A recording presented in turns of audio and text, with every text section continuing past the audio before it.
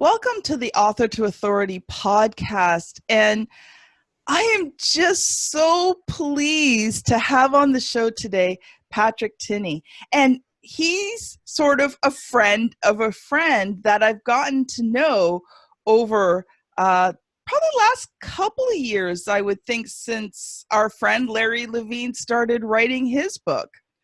So it is an amazing episode we're going to have today, because not only is Patrick the managing partner of Centroid Marketing, but he is the most published negotiation expert in Canada. And today, whether you work in the business to consumer or business to business economy, whether you're an entrepreneur, a coach, a salesperson, whether you work with big companies or with individuals, Patrick is going to share with you today some incredible information that's really going to help you take your sales to the next level. So Patrick, I am so happy to have you on here today. Kim, what a treat. You know, we've had some great conversations in the last little while, and every time I hang up the phone, I sit there and I lean back in my chair and I've got this silly grin on my face. So you obviously have, you got my number somewhere. Well, I think we have a bit of a kindred spirit in us. I would say that's the truth. And maybe it's also because we're fellow Canadians. I don't know. It's just something about working with Canadians that I love. So Patrick, tell me a little bit about your story.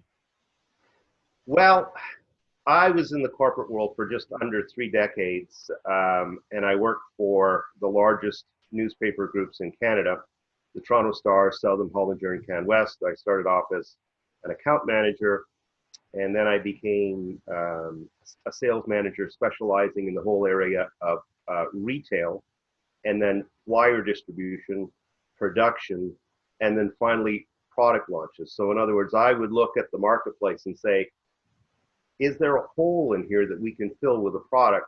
And some of these products were just amazingly profitable. So, you know, it was a great learning process for me. So that when I left the corporate world in 2007, I opened up my company in 2008, Centroid Training and Marketing.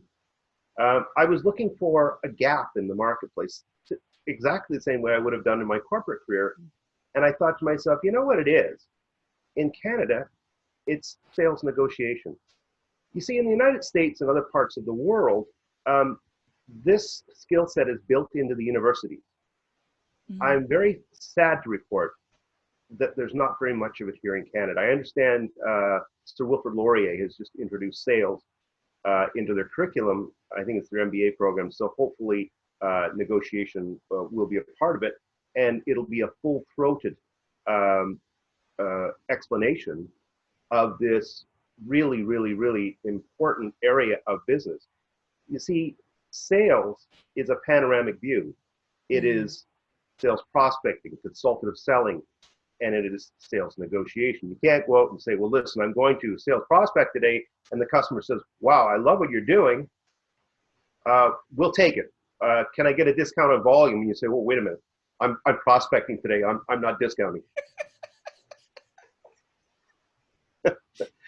I don't know. To me, this is kind of weird, but you know, it's the way a lot of the world kind of views itself, and and it's like negotiation, for instance, gets pushed over into the academic corner where people say, "Oh, well, you know, we're going to negotiate today." What are you negotiating? And if you're an entrepreneur, and we'll talk about some entrepreneurship today, I hope. If you don't have sales, you don't have a business. You have a hobby. Yeah, you have a hobby. Yeah. So tell me specifically,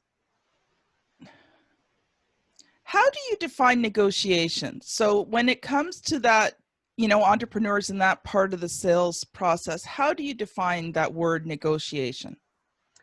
You know what? That's a great question. And only one other person has asked it that way. You can go up and pick up your dictionary and you'll get the academic view of what negotiation is. To me, It's when two partners come together and they can identify value in each other. And then it's a meeting of the minds, collaborating to try and close any gap there is between expectations. And it's really important to understand that expectation gap, because if you don't, it's like you're throwing darts at a wall. Like, I mean, it's just not effective. You have to understand how far you are apart. You also must understand the person's true, profound intentions. Because if there's no chance for you to be profitable, why are you negotiating with this person? And finally, it's mental chess. You're working to have fun at doing what you're doing while getting a deal done, identifying that both of you must be profitable. Now, I have to tell you, I know we're talking about entrepreneurship perhaps in a smaller context here, but you got to remember, when you're dealing with professional buyers, and by the way, entrepreneurs do, they get paid to reduce your prices. Sellers get paid to increase volume.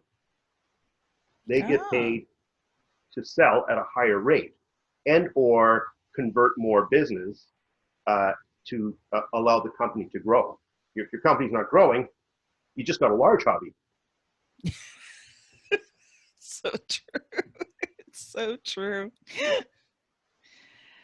So let's talk a bit about negotiation. And I've been reading your book, Unlocking Yes, and I know you've written several. So the last section, we're going to talk about the different books you've written and are writing. But I want to get a little bit more into negotiation. And in your first chapter, you said, here's a few things I'd really like you to key in on. Learn the value of asking the best possible questions. All of us are in the relationship business. Collect customer intelligence on a weekly basis, and especially before a negotiation begins. Always do a SWOT analysis, and I want you to explain what SWOT is. Be creative. Customers want creative ideas, not stuff. I loved that. Think strategy.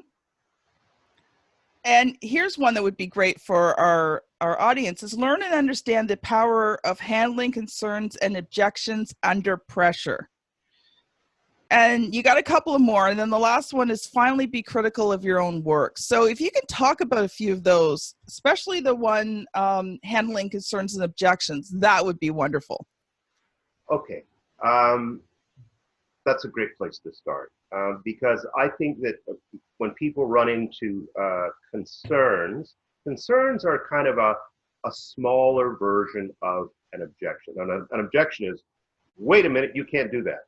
A concern is more like, you know what, I'm a little concerned that when you go to implement what it is you say that you're going to do, that I'm just feeling a little uncomfortable. Can you help me feel more comfortable? And so my answer would be, I understand what you're saying about feeling uncomfortable. I felt this way myself before. And you would go on to say things like, help me understand where it is your greatest discomfort is, and let's creatively sit and collaborate over a couple of ideas to sort of work our way around this. And then finally, if everything has been addressed, then believe it or not, you move to a trial close. And where most people get it right is they solve the problem, but then they don't move to the trial close, because then you're just kind of left with this silence. And after it's all said and done, I would say, if you're feeling more comfortable with this concern, how do you see this proposal opening up with your company? Who's going to benefit from this the most? And what kind of timeline do you prefer to begin? And by the way, I'm excited to work with you. Thanks, Patrick. Now, do you think that the reason people don't do trial closes is that they're afraid? I think it's that they're unaware, or they think a trial close is another thing. So the two best models that I've seen in the marketplace are a model that James Muir uses. He's got a book called The Perfect Close. I love it. His is a two-step process. Mine is a little bit simpler. I'm really just asking a question that looks forward and tries to touch you emotionally. Or I may be trying to move you into a place in time where you're suddenly starting to visualize the program that we're talking about being implemented. And sometimes if you deliver that trial close correctly, the customer will just say, oh, why don't we just skip this? Let's get the deal done so that we can get moving with this, because this is pretty exciting.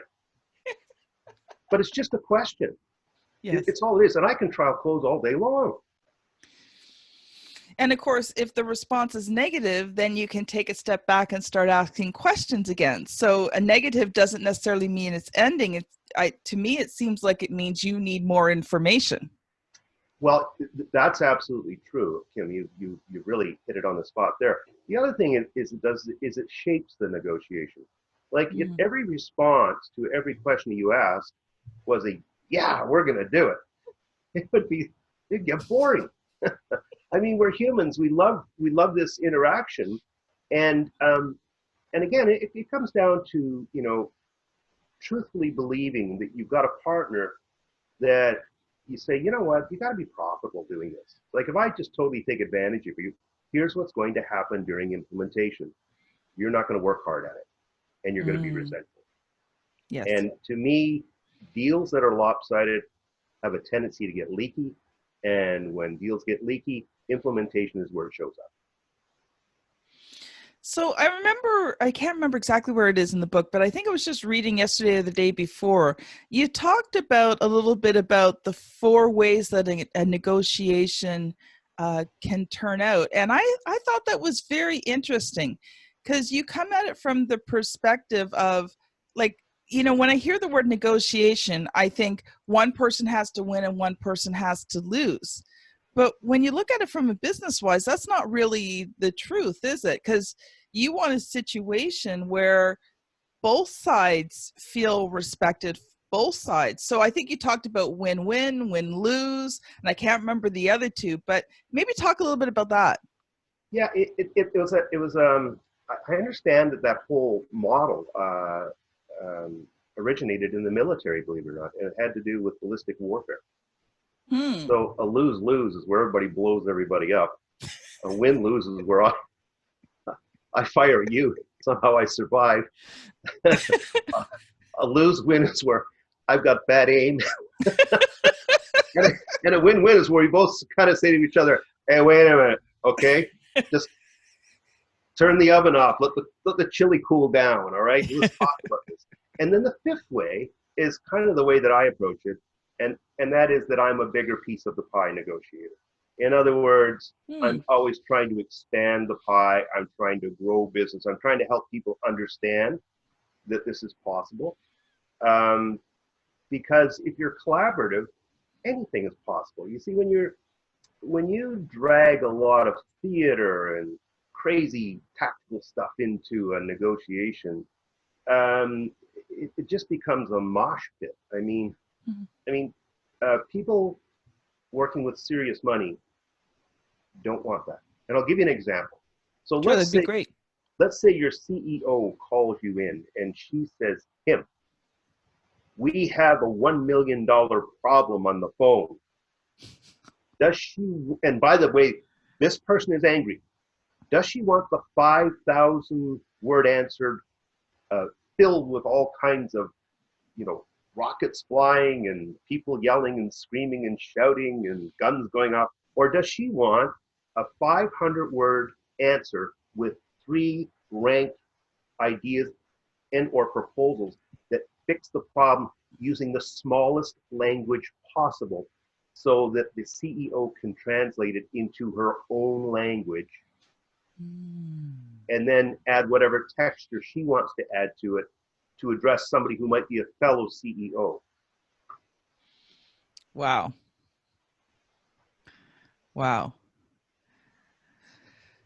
That's got my brain spinning. And I'm thinking about how do we apply that maybe on a smaller scale to entrepreneurs who maybe aren't,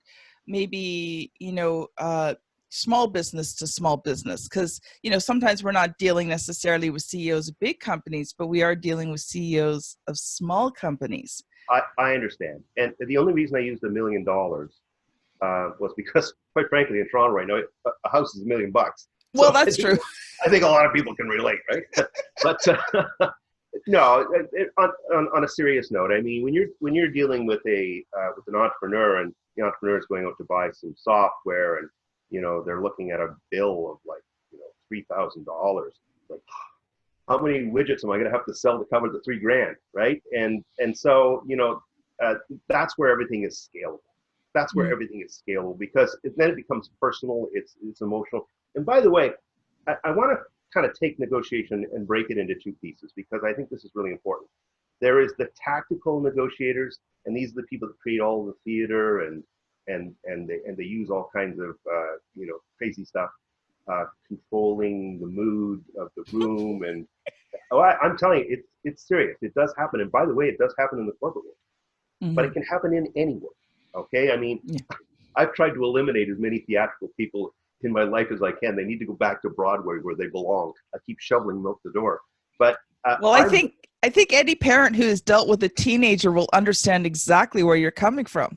Oh yeah, you got hormones that are running wild, and you don't understand me. You've never been this young, and I'm stressed. And look at my hair, I hate you. You don't understand me. I got one eyebrow that's higher than the other. The other side of it's the strategic side, and that I'm a strategic negotiator. So I sit there, and this year, for instance, one of the skills that I'm working really hard on is that I want to become a profound listener, a dedicated listener. And listening is the hardest thing in the world to do if you're an entrepreneur, because if you're an entrepreneur, stay with me, Kim. If you're an entrepreneur, you realize you've only got so long with somebody, and you got to find out if they got money. If they got money, then you turn them upside down and start shaking. And you think, oh God, I've got to get my sales pitch in, and I got to get this in, I got to get that in before I lose their interest. And it's actually the reverse that's true. Yeah, it really, selling and negotiation, if we were going to be really simplistic, it should feel like two farmers leaning across a rock fence in the country. And one farmer says to the other, he says, Kim, how's your operation going these days? And Kim might say, you know what, we're really doing well with the grains, but I'm having some quality control with the kind of cream that we're producing right now. The milk operation seems to be going well, but the cream is a little bit of a challenge, and it might be what I'm feeding the animal, but I'm not really sure. And the other farmer says, you know what? Why don't we wait until the end of the day, and I'll bring my youngsters over, and let's go have a look at your operation. Let's just kind of lift up the hood, and we'll just kind of break it down into pieces, and maybe we'll identify. That's the way smart business works, because when money gets serious, all this running and shooting and shouting doesn't happen. It's because people are intent, they're focused. We all want to be listened to. We all want to be appreciated. That's why this whole idea of win-lose just doesn't have a lot of room. Because if you get a reputation for winning at negotiations all the time, people just don't want to go near you. Well, that's true. Yeah. And by the way, there are people out there that are like that. Like, they're so competitive that if they don't think that they got the best of every deal that they were ever involved with, they feel like they didn't get the deal right. And there are some cultures, by the way, that work this way. And so you start dealing with people in China, unlike Canadian people, they start off every negotiation believing they're going to win no matter what. Wow. It's cultural. Yes. It's not that it's wrong. It's just cultural. It's different than ours. And that's why, that's why North Americans for years were going over there and sitting down and figuring everybody's just going to sit around and figure things out. The guys on the other side of the table are looking over and saying, Oh man, low hanging fruit.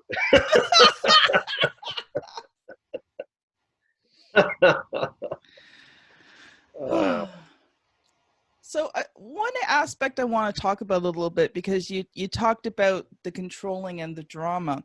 So I want to talk a little bit about what role emotions play, because when you're an entrepreneur, and especially maybe when you're younger in business or your business is smaller, sometimes every sale counts. And so, it's hard to detach the emotions from it, because, like, we may not be talking $1 million deals. Maybe we're talking 500 or 1,000, but maybe that 500 to 1,000, is what gets that entrepreneur through the next month. So maybe talk about negotiation and how do you handle your emotions throughout all that?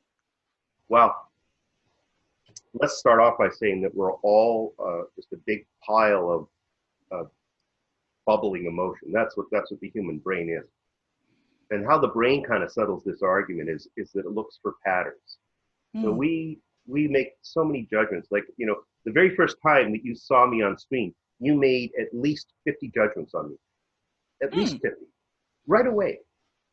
And the only way that I get you to start thinking is I move you out of these patterns, and or I touch your heart, or I touch the EQ side of your brain, which goes maybe back into things that made you really, really happy, or things that, maybe concern you. And that's how you end up with these concerns, because there's these patterns that we see. And then there's this thing called a gut check. I'm a golden gut guy. I've always been that way. I listen to my gut. There's a lot of people that don't.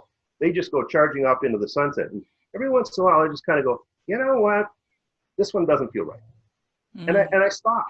You see, because what you can do with just about any negotiation is that you can say,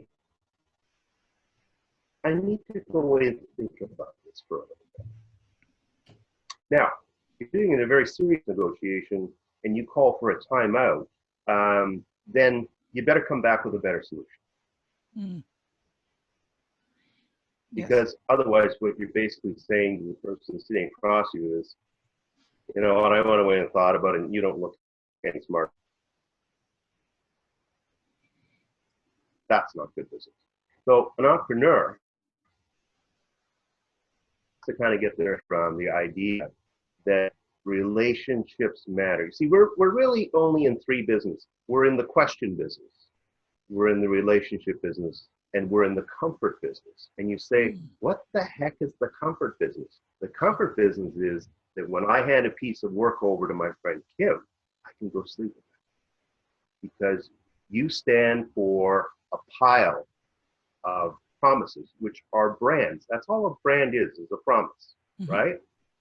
And if you built your brand nicely, if you're exhibiting nice, professional, finished promises, then people will identify with those and they'll go, yeah, you know what? I can give this to Kim and I just know she's going to do a great job. We've got probably about 7-8 minutes left. So what you've shared has been so valuable, but I also want to talk about your books a little bit. So tell us about your books and what do you have upcoming? Well, I have 2 books in the marketplace right now. It's sort of 2.5. I wrote a book called Unlocking Yes, which you talked about on negotiation. And I never made peace with the book. It's kind of a weird thing. And as a writer yourself, you know how important that is. Yes. So I had an itch to scratch. In the meantime, I was approached by the Global Minister of Entrepreneurship and Economic Development from the United Nations. His name is Tamar Higazi. And he pulled me aside after delivering a speech at Ryerson and sat me down for 3 hours and said, the world's changing, the world's flattening, there's going to be a lot more entrepreneurs than there ever have been before. And by the way, you have to write a great book for them. And I was exhausted. I was in the middle of like a 50-store book signing tour, and I was trying to keep my business going, and I was doing all this stuff, and I just said, whoa. And he says, oh, you realize, your book competes with the Harvard crowd. And I went, oh my God, don't do that to me. He said, hey, listen, I'm a Harvard lecturer, so I get to call them the way I see them. Anyway, I went away and I can't do this. I can't do it. I wrote a couple of pieces in the fall, and then I woke up on January the 1st, 2016. I opened up my computer and I could see the whole book. I wrote 30,000 words of finished content in 8 weeks, writing around the clock. Wow. Yeah, and then what I did then was I bolted that book together with Unlocking Yes. And then after that, I went back and I said, all right, now I'm going to go fix Unlocking Yes. So I went back and I rewrote the whole book. So now you got Unlocking Yes, the revised edition, which is absolutely muscular. I mean, it's a book you want to own. I'll tell you what an effect it's had on people is that Jeb Blunt got me on a Zoom for about 2 hours. He boiled it down to 1 hour. And then he embedded my book name in his new book called Inked. And he starts off by saying, listen, when people negotiate as business people, they're not diplomatic. This isn't war. This isn't hostage taking. And the only book that really resonates with me in the marketplace right now is Unlocking Yes, Patrick Tinney's book on strategy and tactics. Wow.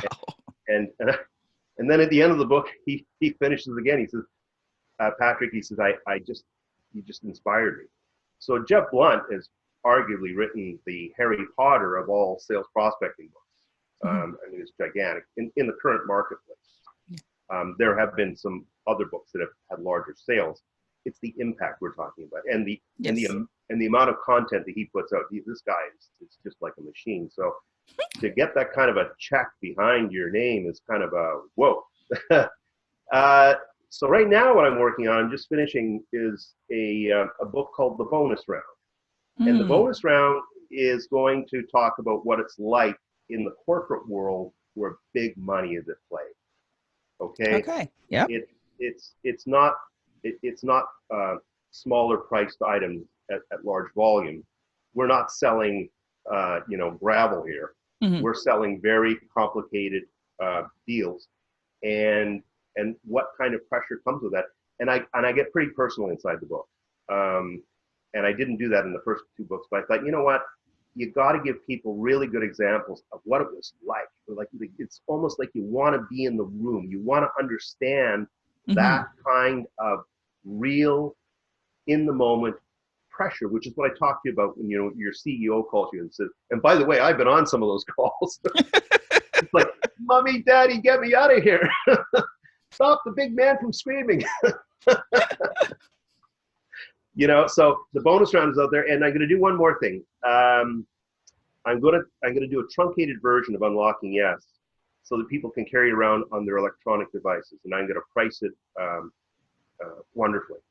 And I don't know how long I'll keep this price in the marketplace, but it's kind of my way of saying thank you to the business world that's treated me so well, and I hope people download it on their devices, because I know so many people that have got so many different versions of my books, and it's hard to, you got an electronic book and it's like miles long. You have to scroll and scroll and scroll and scroll. No, this won't be like that. You'll get like the SWOT analysis piece, and then you'll get the 25 negotiation strategies that have been unraveled like a jelly roll and then rolled back up. I explain it, I label it, I talk about buyer, seller, risk, and time compression. You got the whole thing. So you could be sitting on a plane and say, I'm going to this meeting. What do I think this person's going to do? Ah, there you go. Powerful. You'd be sitting in the parking lot for 5 minutes saying, this is what they did the last time. How do I neutralize this? How do I gently pull them towards me? How do I close that gap? How do I turn them from somebody who's trying to use me into a friend whose back I have, and I know they have my back? Wow. That is so cool. I love it. Now, you didn't tell us, we've got like maybe about 2 minutes left. You didn't tell us the name of your second book. Oh, sorry. It's so Tamara Hagazmi talked me into it, and so I named the book. It had to be something very, very aspirational, but it had to elicit deep hunger, deep need, and that's what entrepreneurship is all about. And so I titled the book Perpetual Hunger. It's got Benjamin Franklin's eyes, off the U.S. $100 bill. The font is very elegant. The cover is very moody. As a matter of fact, the agency who did it, which is Greening Media, the the creative director kept coming back into my friend Glenn Marshall, who owns the company, saying, "Is Mr. Tinney sure? Is Pat sure he wants to do this?" And Glenn says, "Yeah, I think he's pretty sure." "Yeah, but look at his first cover. It was just like so simple and elegant. And now he wants to go, be, this smoky, thing, right? I don't know about this."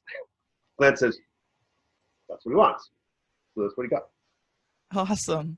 Well, in our last minute or so, what I would love to do is you can get both of those books on Amazon. So you can go look up those books and get them. I recommend them. I'm reading through them right now. And but Patrick, pardon? By the way, I'm one of the few indie publishers in chapters right across Canada. Nice. Yeah. So in our say minute left, how can people connect with you, Patrick? Well, there's two ways. Actually, there's several ways, but the two conduits that I think would be most appropriate is you can go to my website, and that's www.centroidmarketing.com.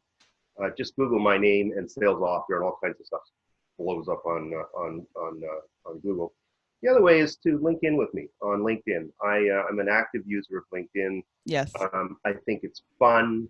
I think it's a great way to sort of, in a very gentle, personally way, to hash out things. And I've made some wonderful connects, yourself included, Kim, and it's you've enriched me.